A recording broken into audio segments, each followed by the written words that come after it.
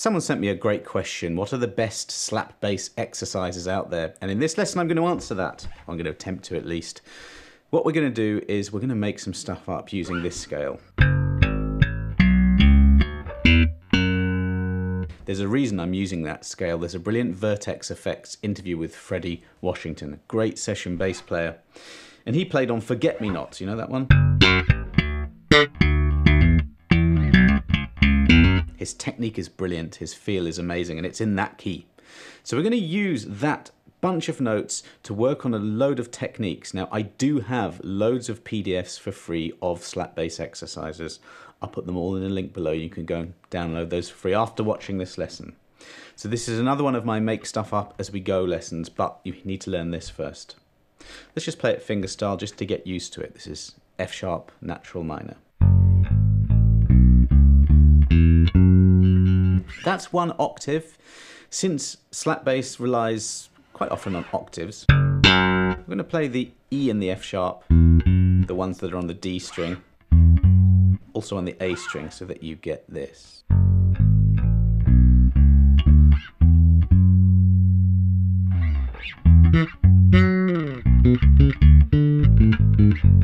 You can play octaves. So let's start from the beginning. Let's use just the thumb, using the bony part just over the fretboard. I'm not going to go into slap bass technique in this lesson. I'll put a link right here to a lesson that goes into that in more detail. There are lots of different ways of doing this. This is just how I do it. Just on one note. So I'm playing the F sharp. I don't want the notes to ring into each other, so I have to control it with this hand here, with the fretting hand. So just come off slightly and it shortens the note.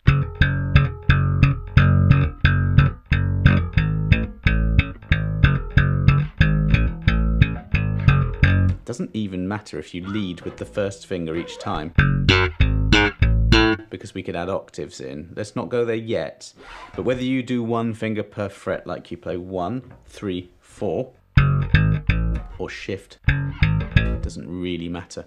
We're really working on this clean technique. Now when you go to the next string, you have to be quite precise, and that's where things can fall apart a bit. So I'm really trying my best not to hit any other strings.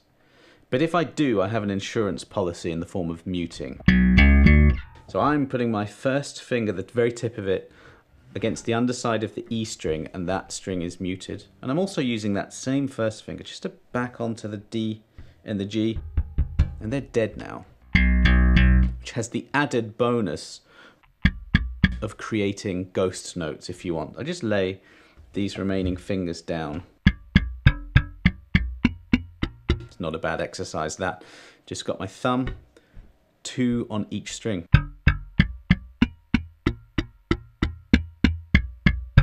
Just getting used to the precision involved. So there, when I played the B, C sharp, D, frets 2, 4, and 5 on the A string, I am aiming not to hit strings, but I am also muting. Now here's why I think these are the best exercises, the ones where you make it up yourself.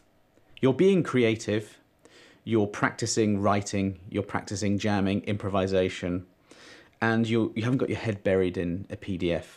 You're just being really creative here. I like that. I think that's great for just picking up a bass anywhere and playing without really thinking. So what I'm doing here is I'm using those notes, nothing else, just the F sharp, natural minor. And now I'm going to try and make it sound musical. For me, that's crucial.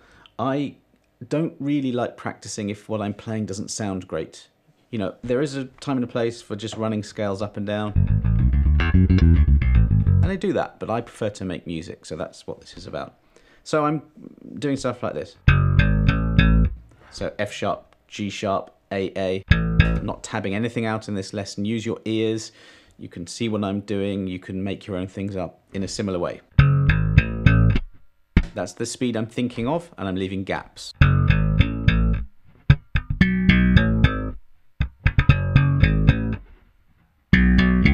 That's the same on the A string.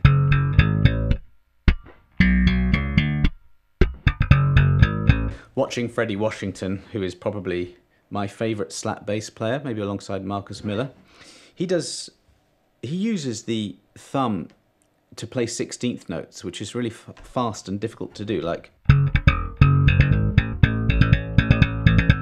that kind of thing. That's hard. That's quite a Mark King thing to do as well, to play multiple notes with one thumb. I find that I need to really relax to do that.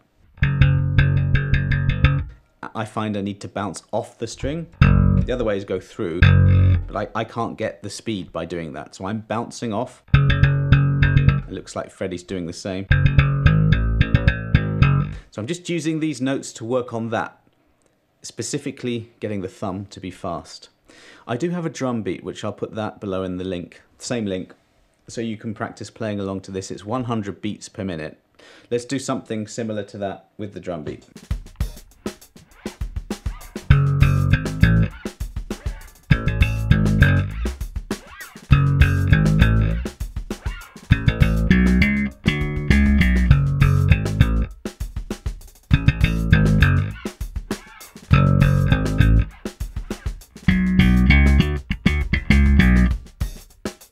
Really not thinking too much about anything apart from trying to keep in time, trying to make it feel good. I have studied rhythms enough to know that these are quarter notes, these are eighths, and those are 16ths. So you have to be really secure in that. Tapping your foot, especially with slap, it's very rhythmic. So you need to know the rhythms, those three rhythms, absolutely down. Let's add in the finger with a pop. Actually, I'm doing slides there, so I'm going to simplify it further. We'll get onto that later. What about that? So I'm just going up the first three notes of the scale, F sharp, G sharp, A, adding the pop in there. So here, as my thumb comes down to slap, that index finger is already under the D string in order just to come back up again to pop.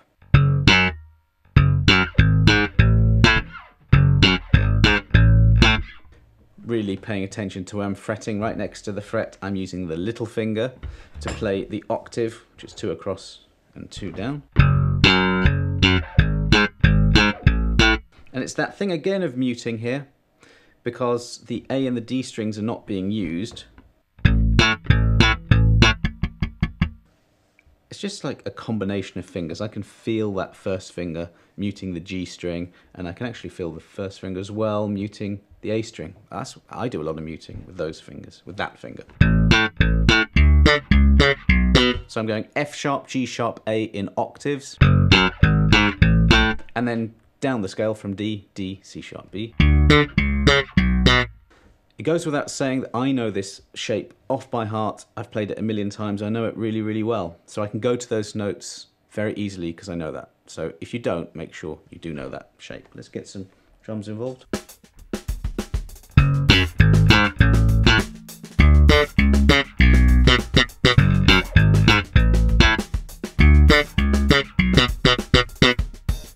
Just on the B, I was playing around with some multiple pops. You know, last time I did that with the thumb, and sometimes I stumble with that, so I might practice that a bit more there.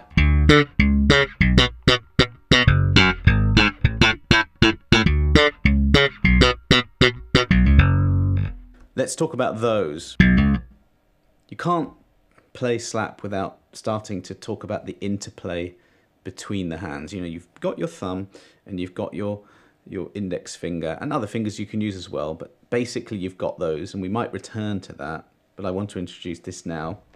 Expressive techniques like hammer-ons, pull-offs, and slides. So let's simplify that F sharp natural minor and bring in this pattern. One that goes hand in hand, it's the F sharp minor pentatonic scale. Because we've got three strings, the A, D, and G, that contain notes on the 2nd and 4th frets, it's very easy to memorize that, and it's very easy to get hammer-ons involved. So you can just slap them all, pop them all, or a combination, probably more likely.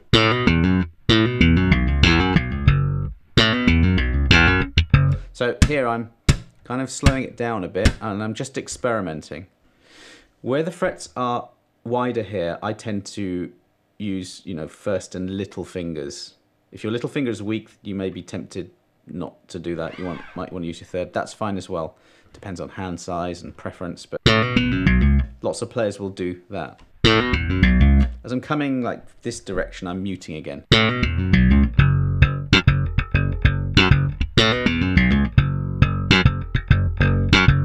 Again, making this up as I go. I'll do that slowly. I've got the frets 2 and 4 on the G string. I'll just say the fret numbers. And then again on the D. But this time I'm going pop, slap. Followed by another slap. All on that 2nd to 4th fret thing. And then returning to that F sharp. So the question was best exercises. Well, I'm turning it into more of like a best making up bass lines. You know, it's the same thing, an exercise or a bass line. I think it's better to make up bass lines because they sound more fun. At what point does an exercise turn into a bass line? I don't know. Doing a little ghost note at the end as well.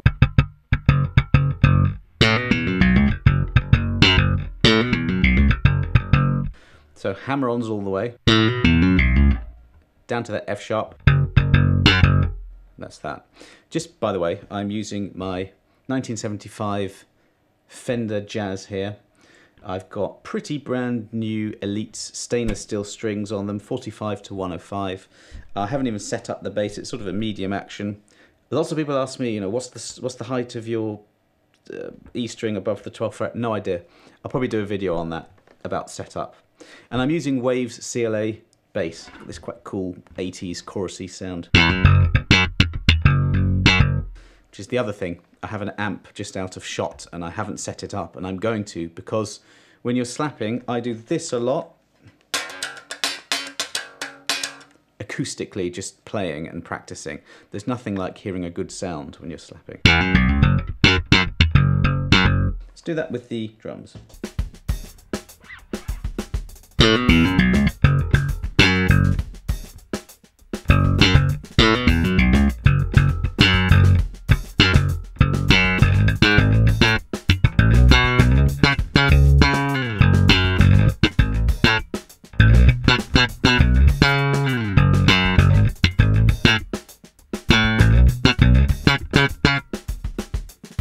When I'm playing, probably in general actually, I have to focus on not rushing. I felt myself there just rushing. When I do these lessons, I'm often practicing in front of you, so you'll hear the mistakes and you'll see them as well. But I was just trying to relax there. A lot of bass playing is about that. So what I did there was just the same scale, but this time I just went across the E string with the lowest note. So F sharp, G sharp, A, as in the pattern. Then instead of going B, C sharp, D here, just doing it here. It's exactly the same pattern, starting this time on the 7th fret of the E string. And I can get my octave. I was just alternating what I did there. Sometimes thumb, pop. Sometimes pop, thumb. And then I was integrating sliding. That's why I kept it on one string, because it's easier to slide like that. So I sometimes say thumb, sometimes say slap, but that's that one. So thumb, pop, and thumb again, and then you slide. So always keep the finger pressed in as you slide, first in this case. And then see the hand is set in that shape there, so I just press it down, I've got the octave.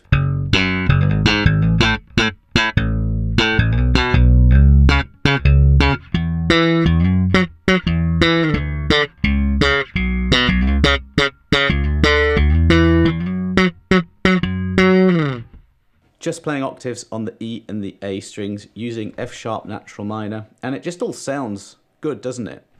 Going back to Freddie Washington, please do watch that interview. It's so good. Those guys are doing amazing things on that channel. And that interview is just a treasure trove. And it just strikes me when you watch him play, he just has this joy. He has this timing that is just unbelievable. And he's made some of the greatest bass lines of all time, and it strikes me that he has a collection of notes like this and he's just removing them. There's so much space and there's so much groove. Every single note is just the right one. I say this a lot, but when I'm making stuff up on the spot, I'm always playing too much. And I think the trick is you've got to put the notes in the right order, but maybe not too many of them. So you can practice all those things. That's why I think this is the best way to do it. You've got to listen to those great players too. Let's have a look at this kind of thing.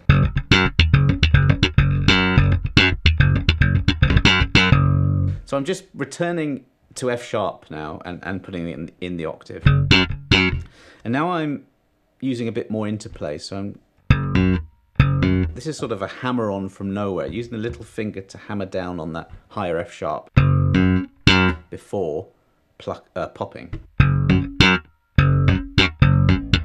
can just repeat that. And as I come down again, I'm trying not to hit a note, and if I do, trying to deaden it.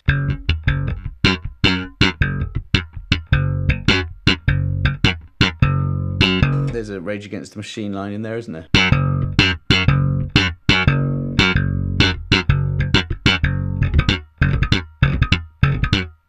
There, just going thumb, followed by that hammer-on from nowhere, and then a thumb again, then a pop. So it's 1, 2, 3, 4. That's the, when you hear fast, intricate slap moments, it's usually just a little trick like that.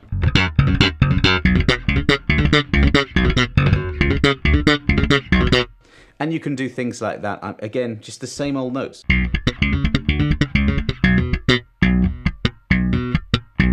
Slow that one right down. I'm on the B now, 2nd fret A string. So it's thumb with a hammer-on from nowhere on that higher B, and then this hand is just going sort of, I always think this down up.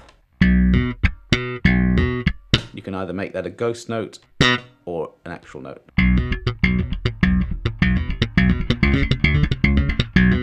Some drums.